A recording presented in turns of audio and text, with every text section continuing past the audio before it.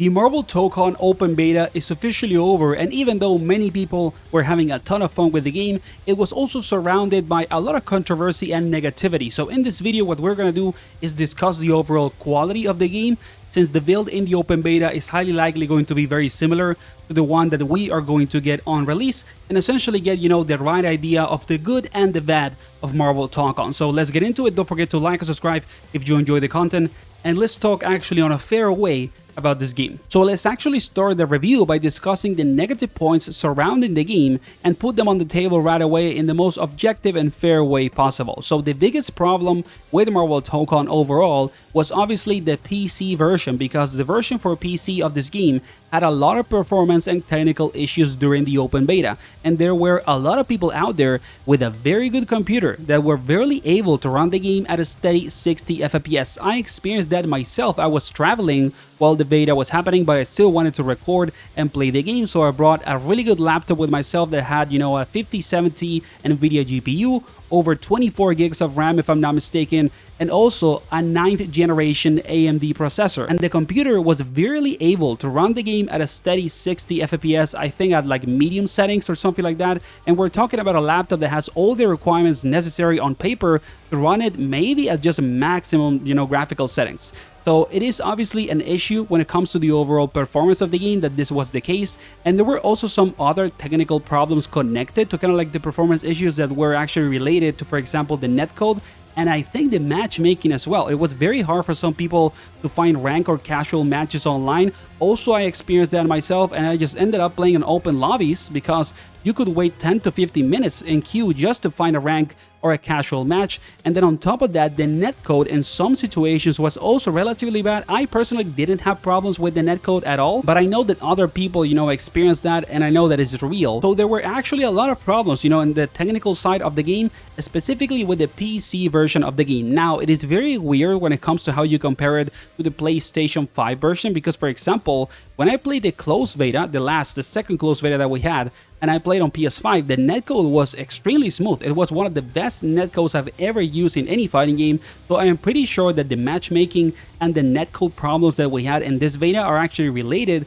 to the performance problems of the game on PC. I'm not a software engineer or anything like that, but I am pretty convinced that that is the case, and it is not really that the netcode in itself or the matchmaking in itself are a problem, but that those, issues were kind of like depending on the PC performance and all the problems related to that during this weekend. So obviously that is the biggest issue with the game, and I would recommend you, even myself that I'm extremely hyped and I'm super kind of like into this game, that if you play it exclusively on PC, do not buy the game until other people actually review it and give it a try, because if you maybe play only on PC and you buy the game at launch and you have performance issues and all of that, it's gonna be a very bad experience. So if you're on PC, just wait until the game actually comes out and see, if some of these problems have actually been fixed or not. Take your time, be patient, and let's hope, that all of this performance and technicality issues are actually fixed by the launch of the game, and that they are mostly related to the fact that maybe they put a lot of restrictions with the easy anti-cheat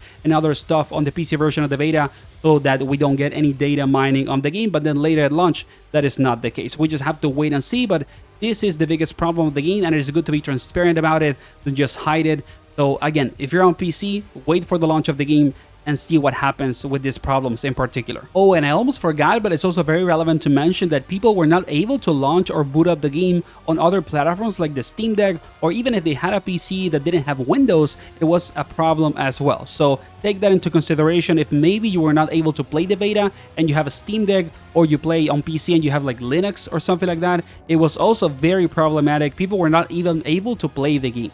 So again, the PC version of the game was actually a disaster, to be completely honest with you, and we just have to hope that they actually do something about it. We are lucky though that they did mention online in their social media accounts that they are aware of it and that they are working to fix all the issues, so at least they addressed this publicly and they didn't just hide, and play kind of like the joke that, oh, we don't know that anything's going on. So very relevant that they actually mention it online and that they are doing something about it. So we just have to wait and see what happens at launch. And then the other big point of discussion or negativity surrounding this game was actually related to some of the characteristics of the gameplay design of Marvel Tōkon. Of course, this point is much more subjective. Like, there's actually an overall debate to have around this in comparison to just the performance issues on PC.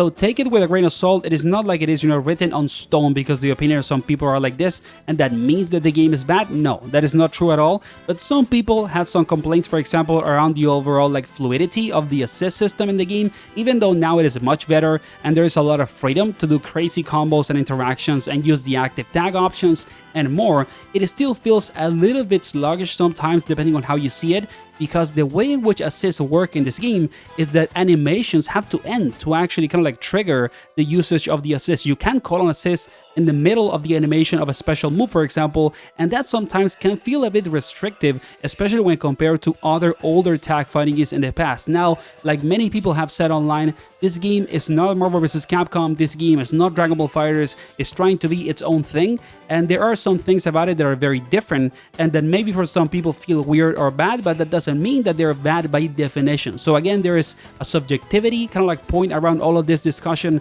and it is not necessarily a bad thing that the game feels like that. It's just that it is different. But that was one of the biggest complaints in the gameplay, the overall kind of like fluidity and feeling of the assist system in the game. Other people also were complaining about the limitation in Gatlings, that for example, you press 4 buttons in a block string and then you cannot do any other normals, and that was also a big restriction in the gameplay. I would like to see more fluidity on the tag or assist system. I feel like it would be very good for the overall feature of the game if, for example, when you call on assist, you can actually do it mid-action of what you're doing with your point character, which is something that you cannot do now. I feel like if we could do that, the game would be extremely like well paced and also have a really like nice feeling to it, even more than what it is now. Those were kind of like the negative points around the gameplay that a lot of people were talking about, and I just wanted to put them on the table, even if they're not objective like criticism, right? It's not like it is a problem by definition.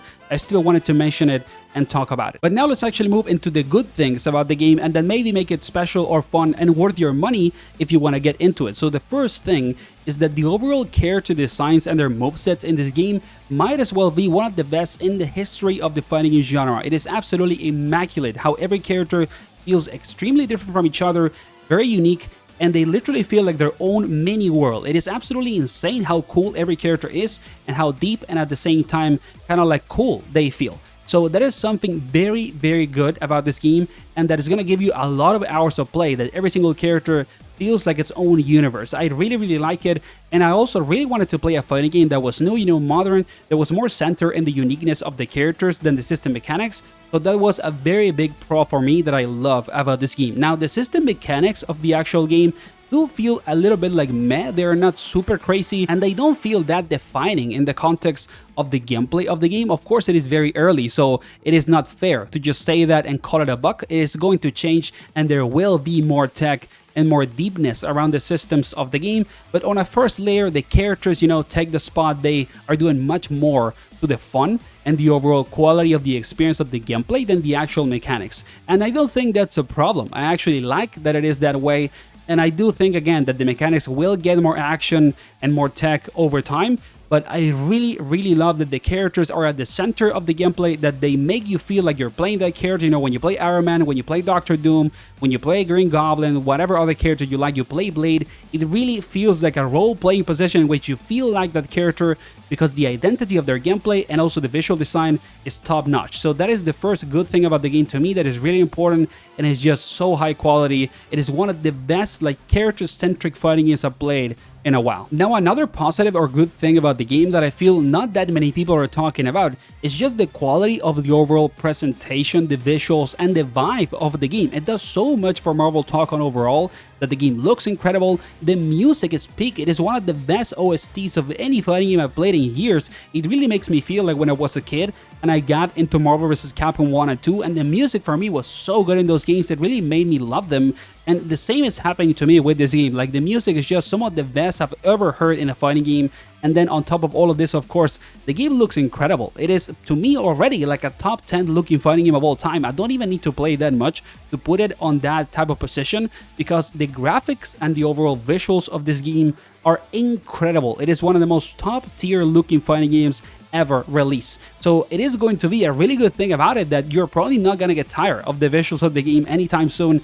and it does so much for the gameplay experience that every character looks incredible, their character models are so good, also the stage is right, the music on top of that, and then just the animations like of the attacks. Every single animation in this game of all the attacks of the characters feels also absolutely amazing. So I just wanted to mention all of this because I feel like not that many people are talking about the quality of the presentation overall, the music, right, the visuals, the graphics, and it is just incredible. It has to be one of the best kind of like eye candy fighting game ever. Like, it is just so good looking and so cool overall that I have to give it, you know, kind of like as a prop or as a positive part of the game, because it is arguably, again, one of the best looking fighting games ever. Then another good thing or positive about the game that comes more from my own experience and perspective, and it is obviously, you know, subjective, is that the game is just so much fun if you don't overanalyze the gameplay. You know, if you're not constantly comparing the game to Marvel vs. Capcom, to 2XKO, to Dragon Ball FighterZ, and don't, you know, have this idea in your mind that you want Marvel Tōkon to be something that is not, because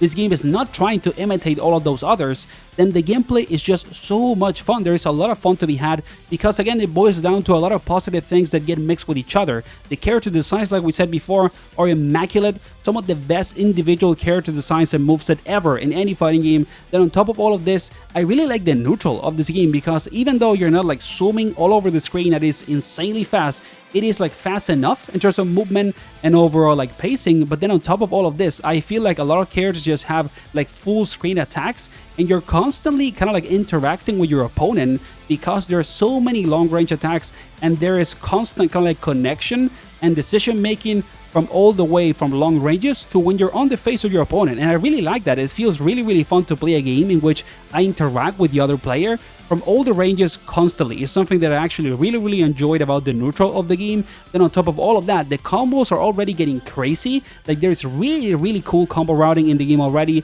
and it's only going to get crazier, and it is a beta. Like, the game is not even out, so there's gonna be a lot of sauce for the characters and the overall experience of the gameplay. So that is just a positive that comes, again, from my own subjective opinion.